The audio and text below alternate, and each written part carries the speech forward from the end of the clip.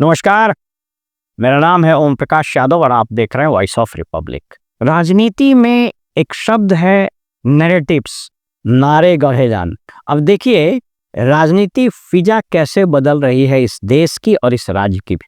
पिछले 2 दिनों में देश के लेवल पर यानी नेशनल लेवल पर और स्टेट लेवल पर 2 प्रेस कॉन्फ्रेंसेस हुए और इस दोनों प्रेस कॉन्फ्रेंस ने एक ने देश के लेवल पर नेशनल लेवल पर नैरेटिव सेट कर दिया और दूसरा स्टेट लेवल पर नैरेटिव सेट कर रहा है। ये इस बात की ओर इशारा करता है कि कोई नेता, कोई स्टेट्समैन, कोई पॉलिटिशियंस कैसे हवाओं की दिशा अपनी ओर मोड़ देता है, कैसे वो कश्ती को लहरों पर बहा ले जाता है, उड़ा ले जाता है अपने हिसाब से। पहला कॉन्फ्रेंस राहुल गांधी का जो उन्होंने विस्फोट किया, मैं उसके तकनीकी पक्ष पर नहीं जा रहा हूं, मैं उस पर भी वीडियो बनाऊंगा अलग से। लेकिन उस प्रेस कॉन्फ्रेंस को देखने से 3 चीज बिल्कुल स्पष्ट हो रहा था। पहला कि राहुल गांधी का प्रेस कॉन्फ्रेंस कंडक्ट करने का जो आत्मविश्वास है वह उत्तरोत्तर बहुत जबरदस्त तरीके से बढ़ा है। जब वो मीडिया को संबोधित कर रहे थे कांग्रेस हेडक्वार्टर में, तो ऐसा लग रहा था कि जैसे कोई प्रोफेसर किसी क्लास में किसी विषय का प्रेजेंटेशन दे रहा, और ये बहुत अच्छी बात है। दूसरी चीज, उनका पूरा बॉडी लैंग्वेज, उनका पूरा प्रेजेंटेशन में यूज किया गया स्पीच पैटर्न, उस स्पीच पैटर्न में यूज किए गए कुछ वर्ड्स, ये बड़े प्रोफेशनल और बड़े मारक थे। और तीसरा, उन्होंने इस प्रेस कॉन्फ्रेंस के लिए बहुत जबरदस्त तैयारी की थी। एक एक प्रेजेंटेशन उनको याद था। ये 3 बातें बताता है कि कोई भी पॉलिटिशियन, या ये बताता है कि राहुल गांधी ने विगत कुछ वर्षों से या खास करके कुछ महीनों से अपने स्पीच पैटर्न्स, अपने उसको आप बोल सकते हैं आर्ट ऑफ स्पीच में जबरदस्त इजाफा किया है। दूसरा, उन्होंने ग्राउंडवर्क बहुत मजबूती से करना शुरू किया है और उनके पास टीम भी अच्छी है। हालांकि उसमें हम अलग से बात करेंगे कि उनके जो कंटेंट्स थे उस कंटेंट में कुछ फैक्चुअल एरर्स भी है। हालांकि मुझे आश्चर्य है कि बीजेपी उस एरर को पकड़ नहीं पा रही है और बीजेपी अंधेरे में हाथ पैर मार रही है। यह भी इस ओर इशारा करता है कि बीजेपी के प्रवक्ता और नेता पढ़ाई लिखाई आजकल कम कर रहे हैं। अन्यथा राहुल गांधी के प्रेस कॉन्फ्रेंस में 3-4 ऐसी भयंकर गलतियां हैं कि जिसको वो उठाते तो राहुल गांधी की फजीहत हो सकती थी। तो ये मैंने पहला कहा कि राष्ट्रीय स्तर पर राहुल गांधी ने जो प्रेस कॉन्फ्रेंस किया, उसने देश के राजनीतिक माहौल में एक हलचल पैदा कर दिया है। और तमाम मीडिया, हालांकि गोदी मीडिया तो एकदम उतर गई है प्रवक्ता की तरह, लगता है कि वो बीजेपी और एनडीए और खासकर मोदी का प्रवक्ता है, लेकिन जितना ज्यादा वो इस बात को लेकर के डिबेट कर रहा है, पॉलिटिकल नैरेटिव उतना ही स्ट्रॉन्ग सेट हो रहा है। और दूसरा, स्टेट का यानी बिहार का पॉलिटिकल नैरेटिव्स, यह अपेक्षा की जा रही थी कि तेजस्वी सेट करेंगे, लेकिन उनका पहली प्रेस कॉन्फ्रेंस जो उन्होंने किया वो फियास्को हो गया, वो बहुत बुरी तरह से पिट गया।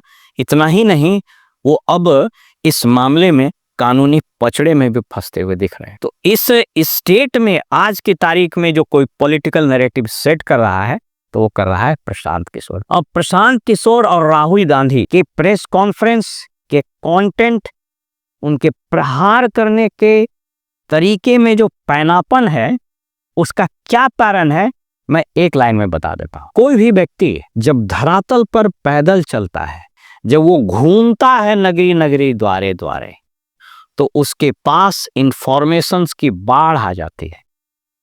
आप याद कीजिए, राहुल गांधी का 2 स्वरूप, पहला स्वरूप वो जब वो एआईसीसी हेडक्वार्टर यानी कांग्रेस मुख्यालय में बैठकर प्रोटेक्टेड और गार्डेड रहा करते थे और कथित रूप से दिग्विजय सिंह उनके राजनीतिक गुरु थे। जब तक राहुल गांधी एआईसीसी हेडक्वार्टर में बैठकर गार्डेड वे में प्रेस कॉन्फ्रेंस करते थे, गार्डेड वे में राजनीति करते थे, दिग्विजय सिंह जैसे नेताओं से सलाह लेते थे। ऐसा ऐसा बयान उन लोगों ने दिया कि कांग्रेस की फजीहत करा दी। तब तक वो राहुल गांधी नहीं थे। लेकिन जैसे ही उन्होंने भारत जोड़ो न्याय यात्रा शुरू की, उनमें पैनापन आ गया। जब आप जमीन से जुड़िएगा तो जमीन की बारीकियां, जमीन का धूल कण जो उड़कर आपके चेहरे पर पड़ेगा, वह धूल अपने साथ वैसे सूचनाएं आपको दे जाएगा जो आपको ड्राइंग रूम में बैठकर कोई भी इंटेलेक्चुअल्स नहीं दे सकता। प्रशांत किशोर में क्या हुआ? प्रशांत किशोर में यही हुआ। विगत 2-3 वर्षों से जो गांव की गलियों, पगडंडियों, शहरों, कस्बों, घरों में अपना पैर, अपना जूता घिस रहे हैं, उनके पैर और हाथ कीचड़ से सने हुए हैं।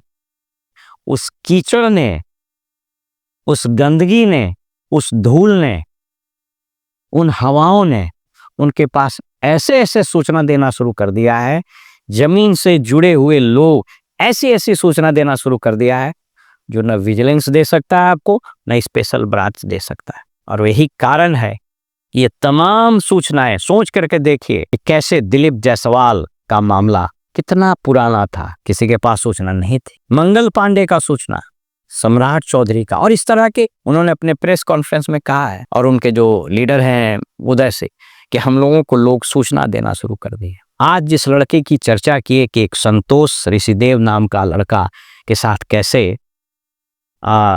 अमानवीयकृत हुआ हरियाणा में, उस पर अलग से हम बात भी करेंगे। तो फिलहाल हम आपको ये बताना चाह रहे हैं कि किसी नेता को अगर इस स्टेट में या उसके अपने कॉन्स्टिट्यूएंसी या अपने राज्य में या फिर देश के स्तर पर नैरेटिव्स क्रिएट करना है तो उसको रोड पर चलना होगा, उसको यात्राएं करने होंगी।